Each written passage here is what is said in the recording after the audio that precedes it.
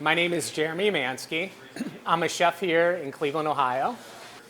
So when I get home from work, from cooking all day, I immediately go home, I kiss my daughters and my wife, and I start to cook dinner.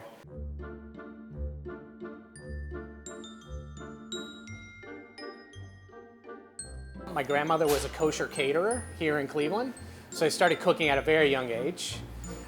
Cooked all through my teenage years and eventually went to culinary school.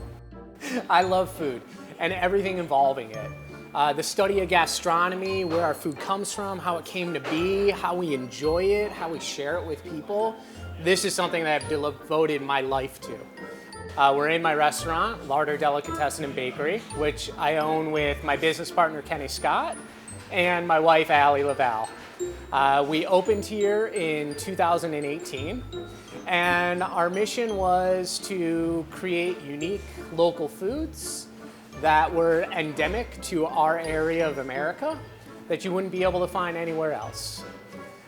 We modeled ourselves after a delicatessen you would have found the turn of the last century in New York, in parts of Europe, and that's the type of food we serve here. We focus very intently on Eastern European food with this American influence.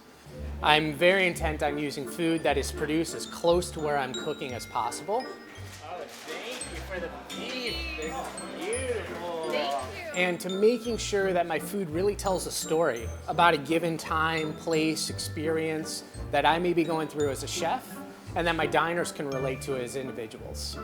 The big thing behind the types of food we offer is how we create it. And we use a mold called koji. This is the Japanese mold. It's also used in China and the Koreas and throughout Asia.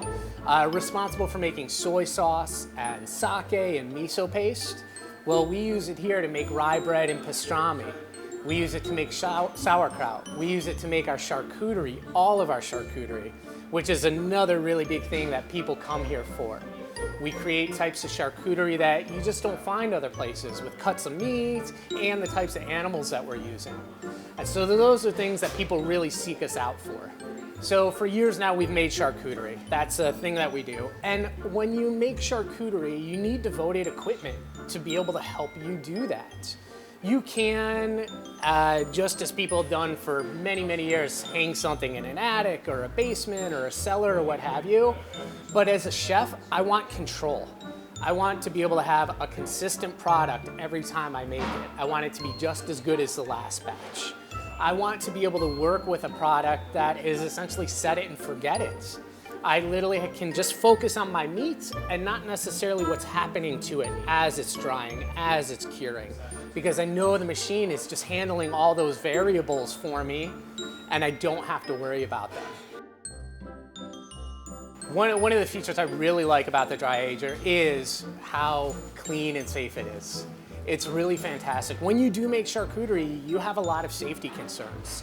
And being able to dry that charcuterie in an environment where you don't have those concerns, and you know that various pathogens that can get into your charcuterie are being eliminated, it's really gives a great peace of mind. And that in itself is solely worth the price of the unit. It's a beautiful piece of equipment too, and is a great conversation piece for our diners. And then we can get into some of the more fun things that we do. So when our diners come in and they look in the dining room and they see this beautiful case filled with the meats and the charcuterie that we're making and then feeding to them, it just ties the whole experience in for them. Because a lot of people don't necessarily understand how charcuterie is made, what goes into it. As far as I'm concerned, there is nothing better for producing charcuterie than a dry ager.